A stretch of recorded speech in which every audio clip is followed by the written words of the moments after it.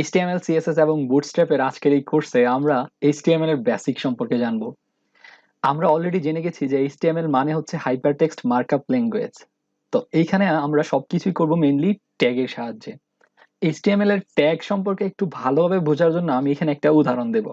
এখানে দেখা যাচ্ছে যে আমি অলরেডি একটা গল্প লিখে রেখেছি। গল্পের নাম হচ্ছে ওয়েব ডেভেলপারের দিনকাল এবং লিখেছেন রাকিবুল ইসলাম, অর্থাৎ আমি নিজে লিখেছি। তো এটা আসলে কোনো গল্প না। তো কল্পনা করা যাক যে আমি যদি এই গল্পটা হাতে লিখি এবং এটা আমি পাবলিশ করতে চাচ্ছি, তাহলে যে ব্যক্তি আমার এই গল্পটা টাইপ করবে, অর্থাৎ যিনি টাইপার, অর্থাৎ যে ব্যক্তি আমার এই গল্পটা টাইপ করবে, আমি চাই তাকে কিছু মেসেজ দিতে। অর্থাৎ আমি চাই যে আমার এই বইটা যেন, অর্থাৎ আমার এই লাইনটা যেন এটার পরে শেষ হয়ে যায়, অর্থাৎ এতটুকুই যেন একটা লাইন হয়, সে যেন আবার একই লাইনের মধ্যে এতটুক না আনে। তো এটা আমি তাকে কিভাবে বলতে পারি? আমি এখানে বলতে পারি যে ভাই লাইন শেষ এইখানে। আমি এভাবে অথবা ব্রেকেট দিয়ে আমি ওকে বলে দিতে পারি যে লাইন অথবা নিউ লাইন আমি এখানে বলতে পারি। এতে করে যে আমার এই পাণ্ডুলিপিটা টাইপ করবে একটা বই তৈরি করার জন্য, সে সহজেই বুঝে যাবে যে লেখক এখানে চাচ্ছেন যেন নতুন একটা লাইন তৈরি হয়। অথবা আমি যদি চাই যেন এই ফার্ম গেট লেখাটা একটু বোল্ড কালারের হয়, তাহলে কি আমি কলম দিয়ে এটাকে বোল্ড করে এঁকে দেবো তাকে বোঝানোর জন্য? না, কারণ এটা আমার জন্য খুবই সময় সাপেক্ষ হবে। সেই ক্ষেত্রে আমি এখানে ওকে বলে দিতে পারি যে ভাই এখানে যখন এই ব্রেকেটের ভিতর যখন আপনি বোল্ড লেখা দেখবেন, অর্থাৎ BOLD, তখন আপনি হচ্ছে এর পরের ওয়ার্ডটা হচ্ছে বোল্ড করে দেবেন, ঠিক না? তো এইভাবে আমি ওকে অনেকগুলো মেসেজ দিতে পারি, যাতে করে আমি যেমন চাই, অর্থাৎ আমার লেখক যেমন চায় এমনটাই আমার ইউজার, অর্থাৎ যে পড়বে এই বইটা, সে যেন পেতে পারে। তো আমাদের HTML এর ক্ষেত্রে কিন্তু সেম জিনিসটাই ঘটে। আমরা যেসব ট্যাগ নিয়ে কথা বলতেছি, সেসব ট্যাগ কিন্তু আমার এই যে লেখক হিসাবে আমি যেগুলো বলে দিচ্ছি, অর্থাৎ আমি যেসব সংকেত ইউজ করতেছি, সেগুলোই আসলে এক ধরনের ট্যাগ। তো HTML হচ্ছে হাইপার টেক্সট মার্কআপ ল্যাঙ্গুয়েজ। তো এখানে সেই মার্কআপ গুলো ইউজ করা হয়, অর্থাৎ এই যেমন আমি এখানে নিউ লাইন বোঝাতে চাচ্ছি যে নতুন লাইন সে দিবে, বোল্ট মানে এখানে বোঝাতে চাচ্ছি যে ফার্ম গেটটা বোল্ট হবে।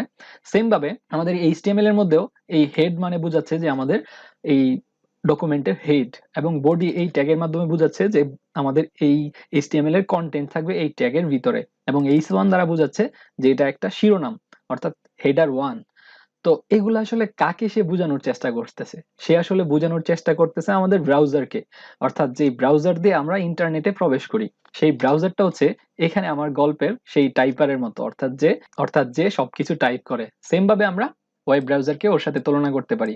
এখন একটা গল্পের সারমর্ম করি। যদি কোনো লেখক চায় যে তার গল্পটা আসলে তার মতো প্রিন্ট হোক, অর্থাৎ সে যেমন চায়, যেখানে একটা লাইন ব্রেক চায় তেমন ভাবে প্রিন্ট হোক, তাহলে তাকে অবশ্যই কিছু মার্কআপ অথবা কোনো ট্যাগ ইউজ করতে হবে, যাতে করে যে টাইপ করতেছে সে যেন সহজেই বুঝে যে কোন জায়গায় তার ব্রেক দিতে হবে, কোন জায়গায় বোল্ড করতে হবে। সেম ভাবে আমরা যখন HTML লিখি, আমরা কিছু ট্যাগ ইউজ করি যাতে করে আমাদের ব্রাউজার বুঝে যে কোন জায়গায় আমাদের বড় করে লিখে দেখাইতে হবে, কোন জায়গায় কোনো একটা ইমেজ শো করতে হবে, এবং ইমেজের লেন্থ অথবা ইমেজের হাইট অথবা উইডথ কত হবে, সবগুলোই আমরা এই টেক্সটের মাধ্যমে, অর্থাৎ আমরা ট্যাগের মাধ্যমে বলে দেব। তো HTML আসলে ট্যাগ ছাড়া আর কিছুই না। এখন আমরা আমাদের এই লেখা গল্পটা একটু কেটে দেব, যদিও একটা অসমাপ্ত গল্প।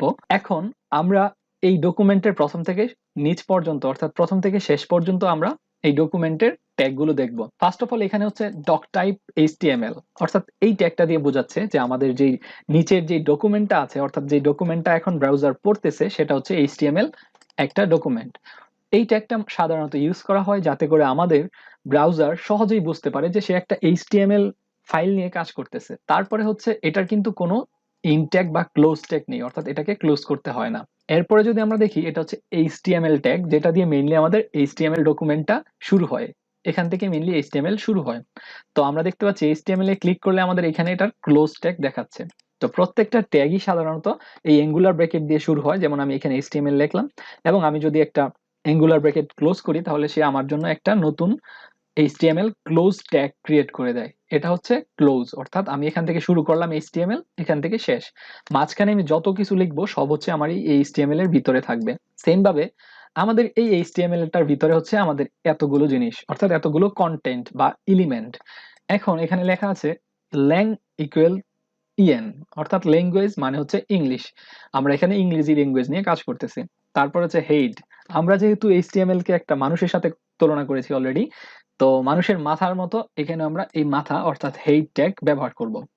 তো মানুষের মাথা মেইনলি আমরা মানুষের মাথা দেখে আমরা চিনতে পারি যে সে কে, সে রাকিব না সাকিব, সে সকিনা বা অন্য কিছু, আমরা তার মাথা বা তার মুখ দেখে আমরা চিনতে পারি। সেম ভাবে আমাদের ওয়েবসাইটের যত মেটা ট্যাগ আছে, অর্থাৎ আমাদের ওয়েবসাইটটাকে বিভিন্ন লিঙ্ক শেয়ারের ক্ষেত্রে অথবা বিভিন্ন সার্চ ইঞ্জিনের সাথে পরিচিত করার জন্য আমরা এই হেড ট্যাগের ভিতর সবকিছু ইউজ করব। অথবা আমরা যদি চাই আমাদের ওয়েবসাইটের টাইটেলটা সেট আপ করতে, সেটাও কিন্তু আমাদের হেড ট্যাগের ভিতরেই করতে হবে।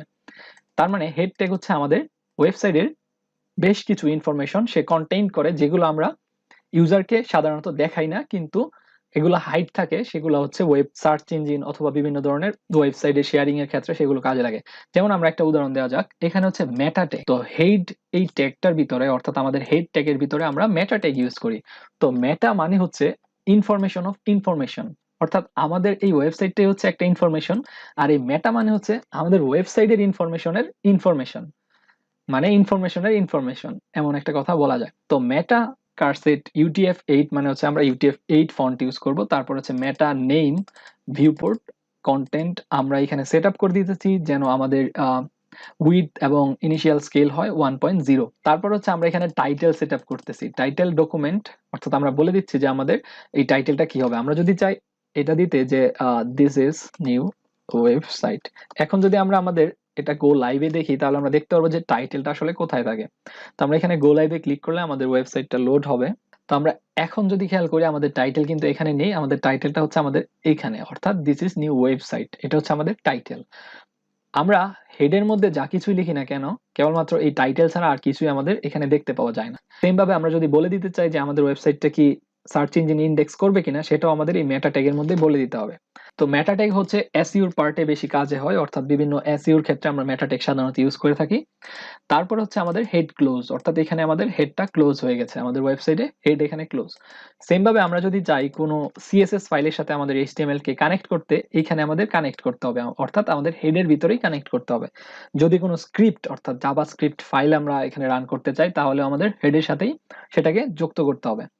তারপর আমাদের হেড এই ট্যাগটা ক্লোজ করা হলো। তারপর হচ্ছে মেইন বডি পার্ট, অর্থাৎ সমস্ত কন্টেন্ট আমরা যা কিছু দেখি আমাদের ওয়েবসাইটে সে সবগুলোই আমাদের এই বডি ট্যাগের ভিতরে থাকে। তারপর হচ্ছে আমাদের এখানে হেডার 1 এবং হেডার 1 ক্লোজ ট্যাগ আমরা দেখতে পাচ্ছি। তো হেডার মেইনলি অনেকগুলো হয়ে থাকে, সাধারণত 6টা হেডার রয়েছে, H1 থেকে H6। তো আমরা চাইলে এটা কপি করতে পারি। তো এখানে আমাদের হেডার 1 আছে, এখন আমরা যদি এটাকে হেডার 2 করে দেই এবং এখানে যদি আমরা হেডার 3 করে দেই, এখন যদি আমরা রান করি, Ctrl+S প্রেস করি, রান করতে হবে না আর গো লাইভেও ক্লিক করতে হবে না। আমরা যদি জাস্ট Ctrl+S প্রেস করি তাহলে আমরা দেখতে পারবো যে আমাদের এখানে এটা অলরেডি চলে এসেছে, অর্থাৎ আমাদের লাইভ সার্ভার সাথে সাথে সেটাকে আপডেট করে ফেলে। আমরা যদি সেভ করি তাহলেই হয়, আমাদের এটা আবার বারবার গো লাইভ দিতে হবে না।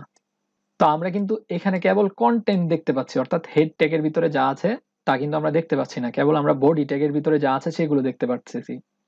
এখন যদি আমরা এখানে রাইট ক্লিক করি এবং ভিউ পেজ সোর্স এটাতে ক্লিক করি, তাহলে আমরা আমাদের পেজের সোর্সটা দেখতে পারবো। তো আমরা খেয়াল করি আমাদের হেডের ভিতরে যে মেটা ট্যাগ ছিল এটা কিন্তু এখানে চলে এসেছে, আর বাকি যেসব কোড রয়েছে সেগুলো হচ্ছে আমাদের এডিটর অর্থাৎ লাইভ সার্ভার এগুলো ইনসার্ট করেছে, এগুলো আমাদের লেখা কোড না, অর্থাৎ এতটুকু কিন্তু আমাদের লেখা কোড না।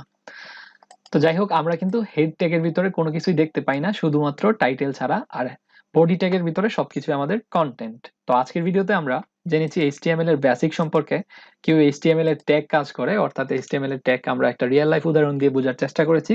সেটা সাধারণত আমরা যদি কোনো কিছু প্রিন্ট করতে চাই এবং সেই প্রিন্ট যদি আমরা আমাদের মন ইচ্ছা মতো করতে চাই, তাহলে আমরা অবশ্যই প্রিন্টারকে কোনো হিন্টস দিব যে ভাই যদি এটা পাও তাহলে এখানে এটা প্রিন্ট করো, আর যদি এটা পাও তাহলে তুমি বোল্ড করে দিও, এটা পাইলে আন্ডারলাইন করে দিও।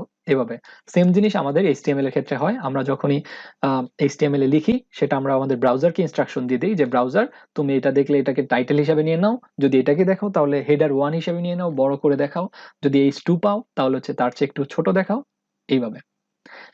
তো পরের ভিডিওতে আমরা কথা বলবো HTML এর এলিমেন্ট নিয়ে। Thank you.